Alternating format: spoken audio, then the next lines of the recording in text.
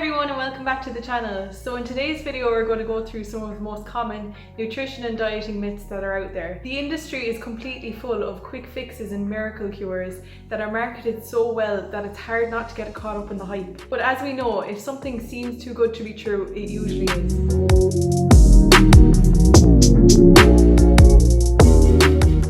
Number one is that we need to do regular detoxes for our bodies. This is a really common trend among a lot of celebrities, and usually when we see a celebrity do something, it's hard not to copy them. But I would definitely advise people not to get caught up in the hype. The basis of these detox diets relies on the assumption that if we restrict certain foods or consume certain products, that we can help clear the buildup of toxins within our body. In reality though, we have specialised organs inside our body, such as the liver and kidneys, that prevent this kind of buildup of toxins.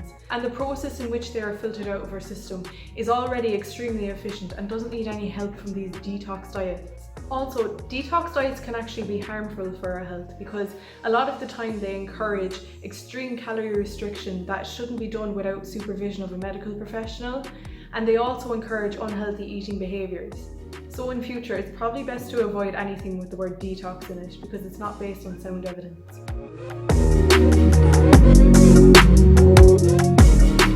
Myth number two is that gluten-free is healthier. Now, obviously, if you've been diagnosed with celiac disease or have a gluten intolerance, then it is probably best to avoid gluten. However, for most people, this isn't the case. Gluten is the protein that's found in grains, and grains are generally packed with things like fibre, vitamins and minerals. And so if we eliminate these completely from our diet, we're actually missing out on all these important nutrients.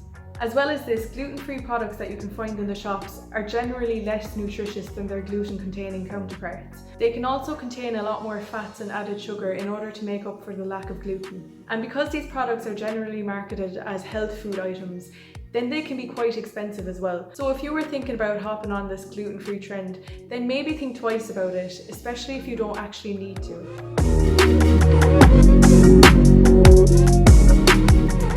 Myth number three is that certain foods can actually burn fat. Things like apple cider vinegar, pineapple and certain diet products are often celebrated for their ability to burn fat.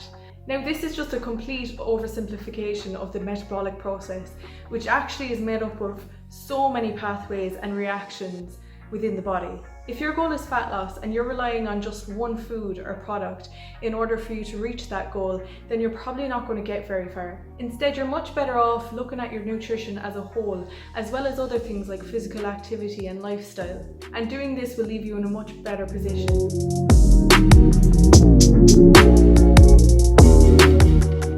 Myth number four is that certain types of added sugar are better than others.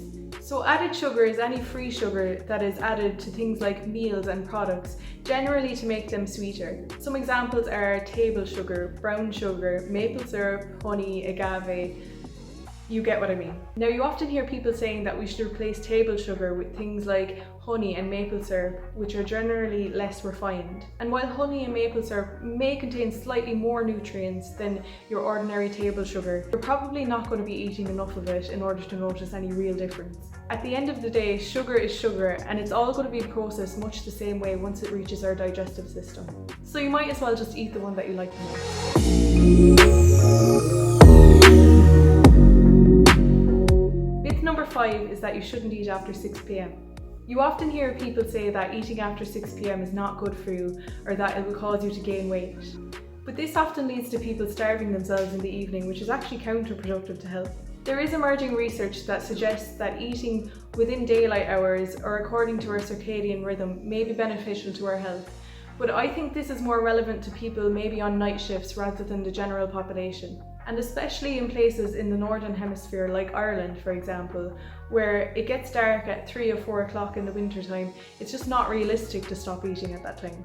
There are also studies out there that show that carbohydrates are processed by the body a bit more efficiently in the morning than later on in the day.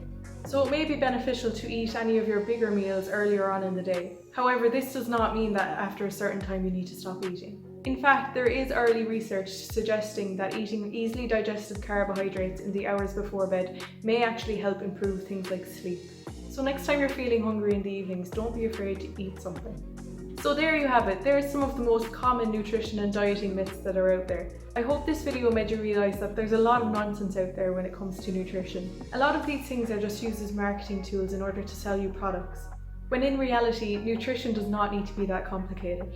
If you enjoyed this video, then hit the like button and don't forget to subscribe if you want to see more. See you in the next one. Bye!